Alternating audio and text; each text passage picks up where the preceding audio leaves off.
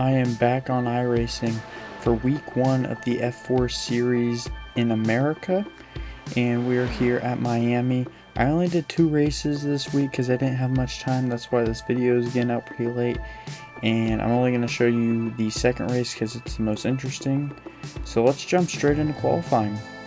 Qualifying didn't go great for me. As my first lap I messed it up and spun, so I had to reset, go back to the pits, and then I didn't want to make too many mistakes on this lap, but I did make a few that cost me some spots. And we'll skip here to the end of qualifying, and I'm going to start P2. So honestly not terrible, especially for a lap with lots of mistakes in it. And I definitely knew I had the pace to compete for P1. It's time for the race. 4 red lights. And away we go. I get a bit of wheel spin off the start, nothing terrible. First place gets a good jump. I'm covering third place so I don't drop back in the first corner. He takes a look to my inside. I'm going to cover that off, and not much happening for me in the first couple of corners. Now my eyes are set on Cody Hale, the guy that qualified on pole, even though I had such a bad lap with multiple mistakes. I know I'm faster than him. I just have to get around him and get close enough to make a move. So let's see if I can do that. We are still on the opening lap, as I'm going to brake a little too early, just being safe on the first lap. And the guy behind me is going to get pretty close to me, but nothing crazy happens. My eyes are still set on the leader, Cody Hale. And he got a pretty good getaway off the start, and I'm slowly catching him. I'm going to pick up a little bit more time through this section, but not quite close enough to make a move. Even with a little bit of slipstream here, I will not be able to do it because I got a little bit of oversteer on that exit. So it's not going to be quite close enough on lap 1, but hopefully in the next coming laps I will be able to get a little closer and attempt a move.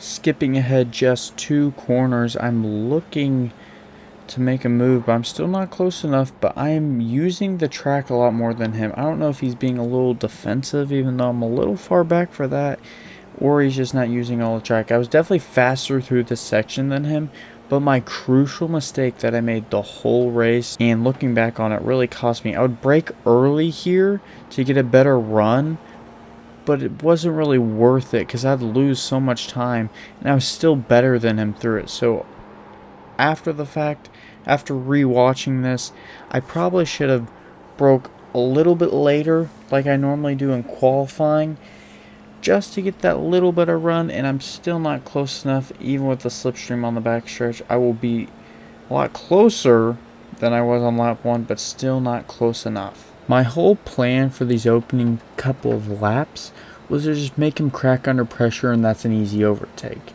Because that's normally what I would do, kind of look here or there and force them into a mistake. But so far, I've been really close enough to do that, and I'm going to be closest I've ever been to him in this race right now. But still not going to be enough, and he was a great driver. Like, credit where credit's due. He would not crack under pressure this entire race, and I didn't know that at the time, obviously, but he did not give in to the fear or anything that I was right behind him. He kept driving, kept on his marks, and that's a sign of a really good driver, and Cody Hale was a good driver, as you'll see. Going on to lap 3, I was gaining a lot of time because he would take these defensive positions even when I wasn't that close to him, as you saw in the previous couple of laps, and I was getting a better run through here. That wasn't the greatest of runs. I definitely had better throughout the race, but I was still getting closer and closer, and my confidence was high at this point. But I'm not going to lie to you guys, I definitely was nervous. Normally I don't compete for wins that much, so I'm not in this position, and the nerves definitely got to me, as you'll see in this race. But I do remain calm, and I just have to hit my marks every single time. And I'm going to get a pretty good run on him through this back straight area. And this is a long straight, so I'm going to continue in that slipstream down the straight, gaining more and more speed. And I'm going to look for a move, and this is the first move of the race. I'm going to look to the outside. I can't really see where he is because I'm on one monitor, so I'm going to brake. I'm going to brake a little early, and he was really good on the brakes as he's going to slow that car down in time and remain in first. Cody is a good driver. Like, I'm not going to lie, after the fact, and even during this race, I knew he was a pretty good driver. He would outbrake me a lot, and that was the first instant of that. Coming to lap 4 here, I was still close enough to attack and put him under some pressure. So I was going to continue to do that, especially through this first sector. And I get a better run through this first sector this time. As you'll see, I brake a little later than him, and that gains me a lot of time in that first corner. Now this part he would take kind of bad in my opinion. He wouldn't really use that curb as much as I was doing. But he was still fast through this part, as you can see. Still ahead of me, and this is where I kept braking too early. You can see that gap. It gained so much time because I would just brake a little early to try and get a better run, which I do here, but then I wasn't really pushing here because I spun a lot on this corner in practice, so I didn't want to push it too far. But I definitely should not have been braking that early. As you can see, is some connection issues.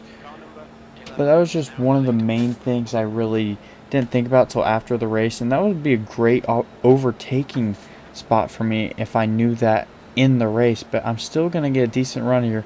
You'll look to the inside, try to fool him, and he does not go for that at all.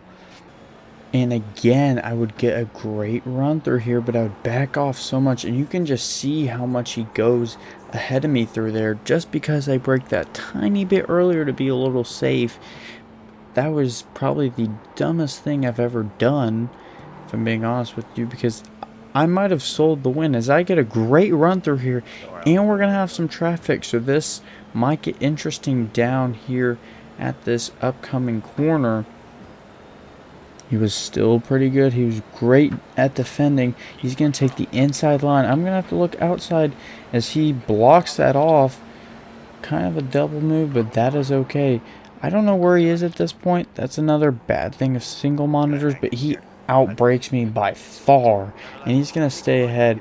And that traffic thankfully got out of the way, but we're still going to be fairly close to him going in through this little chicane and onto the final straight of the track. He gets a little sideways, and we're going to have a great run and maybe make a move on his inside into the second to final corner.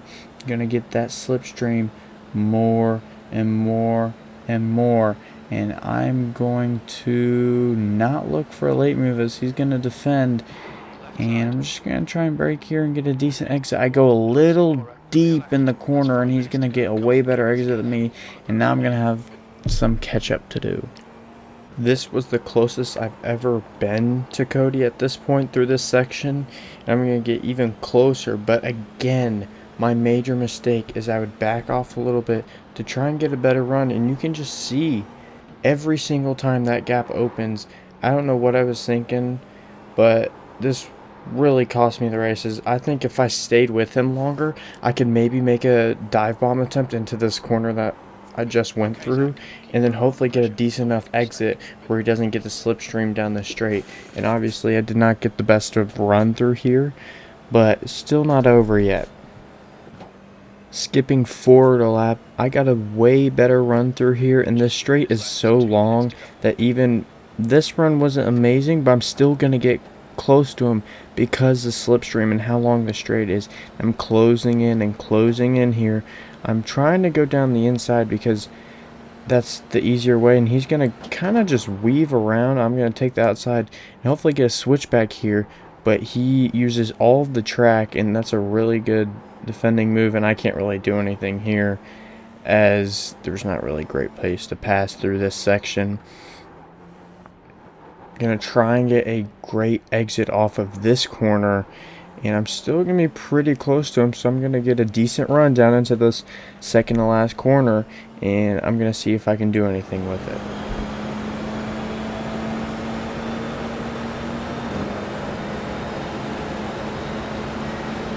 I'm getting close. He's going to take the inside. Going to go even closer to him. I'm going to squeeze him, and then I forgot to go back out wide here, so that's on me.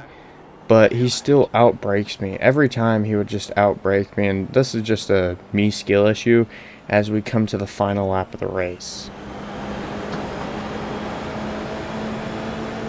I'm going to get real close to him going down into this first corner. He's kind of all over the place. I'm going to take the normal angle through this corner.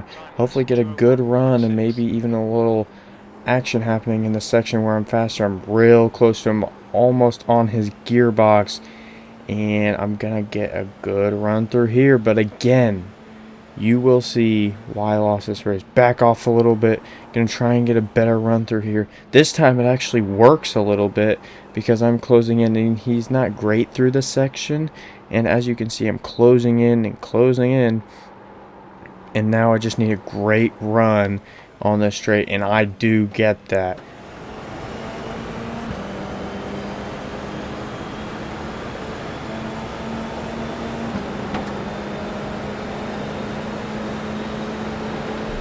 Looking for a move now. It is the last and final lap. This is probably going to be my best overtaking opportunity. I'm going to squeeze him tight, so hopefully he takes a worse angle. I'm going to brake, and he's going to way outbrake me here, and he's going to use all that track. I'm going to try to get the switchback. Not quite there. We get a 0x, and going to be slowed through there.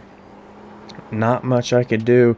Now I just need a great exit on this corner to try and pass him on the final lap of this race, and I'm gonna get pretty close to him, and I get a big snap of oversteer. I was sliding into that corner, and that's my race over. I'm just gonna come home in P2. I was telling him good job. He outraced me and outperformed me. Honestly, I made so many mistakes and didn't really realize it till after the race. But Cody Hale, good race. He's a good driver. I just definitely could have done better. I close up here a little bit, but it's not going to be quite enough as I'm going to come home in second, start from second, going to end second. But not a terrible result, especially it's week 1 of the F4 America Series, so I definitely can improve throughout the season. But good job to Cody, and we'll move on to the next race. Not a bad first week in the F4 America Series. I definitely have some things to improve on, as always. And the main thing, I was just nervous going into this race because normally I don't fight for wins that much. So I was just nervous to be fighting for a win. So I just need to kind of calm down and relax. And I need to be more aggressive in my overtaking and stop trying to be safe all the time. There's times where I need to be safe, but through this race, I think it really cost me the win. But overall, not a bad result to start my first season in iRacing. Thank you guys for watching, and I'll be back for week 2.